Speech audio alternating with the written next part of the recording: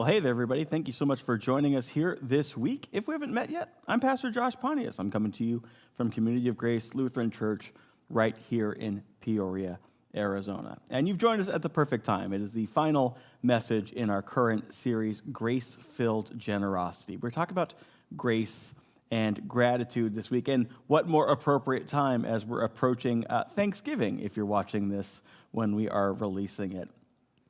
So the question, what are you thankful for, comes up a lot this time of year, especially as you're approaching these holidays like Thanksgiving, but also thinking about Christmas and all the other stuff. A lot of us toss that question, or at least in my family we do, as we're gathered around the table, we ask each other, hey, what is it you're thankful for, as we're drowning our plates in everything that can be covered in gravy. Okay, maybe that last bit's more of a confession from me. But as we approach the end of this message series on grace-filled generosity, I want to finish by going to what I think is the kind of beginning of any and all conversations around giving, generosity, tithing, stewardship, donating, whatever your preferred term for it might be. And that beginning is approaching everything from a place of gratitude. So from Luke's gospel.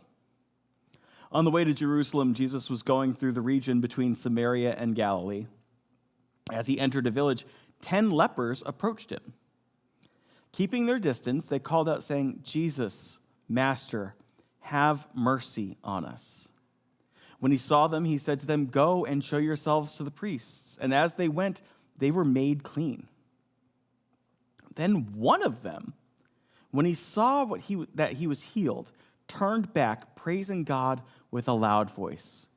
He prostrated himself at Jesus' feet and thanked him, and he was a Samaritan. Then Jesus asked, "Were not 10 made clean? But the other 9, where are they?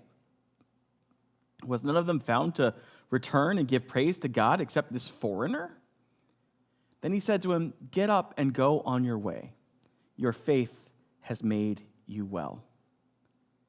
My friends, when we have encountered Jesus, when we have been made well, when we have been given grace upon grace, it should be difficult to contain our excitement, our joy, and our gratitude for what he has done to and for us. And so here is my admittedly long but probably incomplete list of all of the things to share that I am personally grateful for. Let's start with the easiest one, my wife, Rebecca. I literally would not be here before you today without her very firm but kind nudge just over 8 years ago to start my official journey towards being a pastor. She's an incredible mom, a powerful partner, and she keeps our household running on all cylinders. That's not the end of her roles, but we'll get to that in a bit. Then there's my 2 boys, Grayson and Daxton. They're an absolute delight, even if they wake up some mornings and decide to be absolute little terrors. They keep me feeling young, even as they manage to induce enough stress to increase how many gray hairs that I have, most of which show up in my facial hair. But watching them grow and learn, experience new things every day, I wouldn't trade that for anything.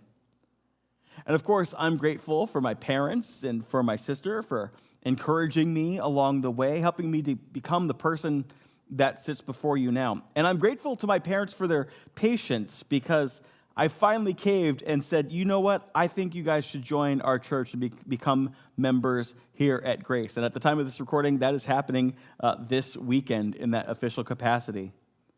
I'm grateful to the members of the people who have served on our board, all the people who have served since I started interviewing here, to all of the troublemakers that keep me in line to this very day and help keep me grounded. And I'm especially thankful for our incredible staff that works their backsides off each and every day of each and every week to help make this incredible place operate as a place of grace. So I want to say thank you first to Pastor Jose for being on the front lines of pastoral care, bringing love and comfort in the good times and the bad. And he's always ready to preach for me when I take that rare Sunday off. I want to thank Jeff for keeping this place operating, working tirelessly with the staff and with our contractors to keep the building standing. And Rebecca, she shows up again. She helps keep the money coming in and the bills getting paid and the money going out where it needs to go. I want to thank Lindsay for leading our kids and family ministry and working with our nursery director, Kristen, as she helped keep our kids safe and growing in their faith, and for Amy for leading our youth group of middle and high school students. Thank Brita for being one of my favorite preachers and also able to lead our women's ministry with grace and excitement and joy. I want to thank Israel for keeping the microphones working, and thanks to Danny for keeping these online services at the absolute top of the game when it comes to church's online services. I want to thank Tony and Lisa for their leadership in worship, for keeping our band in check and our vocalists rivaling the whole choir of angels in heaven. And I want to thank Riley for her sweet dance moves that she teaches to all of the people who are involved in our camps and in our shows. I want to give thanks to Brianna for being one of the first smiling faces that many of us see when we arrive on a Sunday morning, for Jack for bringing some of the best hospitality I've ever seen at any church of any size, for Diane, who works miracles in creating all of our worship presentation slides, the graphics, putting together everything that you're seeing here online, and bringing light and life to our worship, our website, our flyers, our invitations, everything you can imagine. I want to thank Nancy for as she coordinates all of our volunteers that greet us at our doors, who welcome us into worship and service communion, for Irene and Nana working behind the scenes to keep our fairly complicated finances and budgets in line, for Michelle, who despite retiring years ago still manages to be the greatest source of wisdom and history in the building, helping us along the way. And I'm grateful today for Pastor Tim, who answered God's call on his heart 20 plus years ago to begin this incredible ministry that is Community of Grace, a beacon of hope and light in a world that can feel so dark. I'm grateful to the people who joined him in those early years, making sacrifices and commitments to not only start a church that worshiped over at Zuni Hills Elementary, but to help build this incredible campus here in Peoria, and to build large parts of the staff that have endured through the years. And I want to give thanks to you who have supported this place financially throughout the years, ensuring that this unique church, this place of hope, a place of acceptance, a place of authentic and exciting expressions of worship that are so unlike any other, not just in our area, but unique in the whole world. You made the decision not just to give your dollars and your time over the last 20 years for your own sake, for your own preferences, not just because you like the music or the previous preacher or maybe even the current one or the programs or the camps or the whatever the case it may be, but because you believed in this mission to bring bold, reckless grace to the world, and that other people, not just you, needed to hear it, needed to experience it.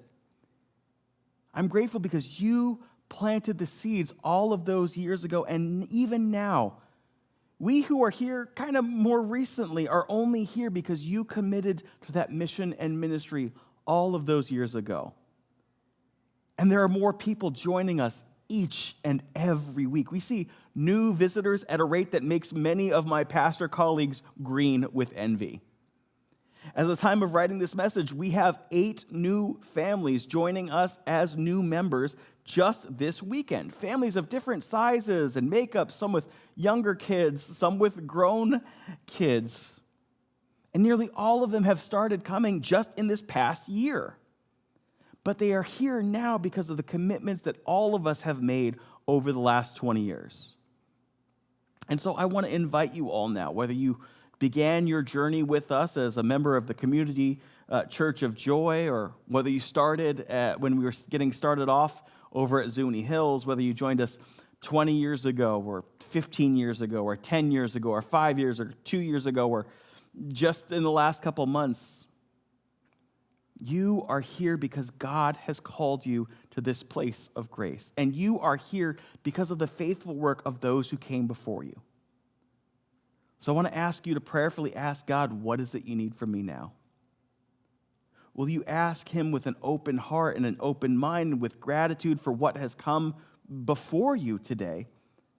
How can I continue to make this be a place of welcome, of acceptance, a place of joy and celebration? How can I make sure that this place is here for the next visitors, the next show attendees, the next batch of campers, the next family in need, the next members to join us in our mission?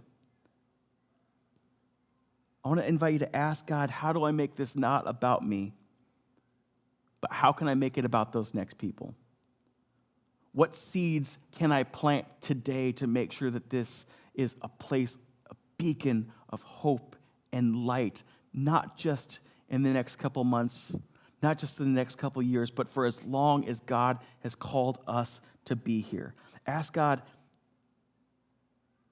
who out there needs to hear this message of the grace for the first time, and how can I make sure that we are doing it?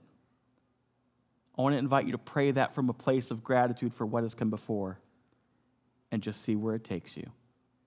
Amen.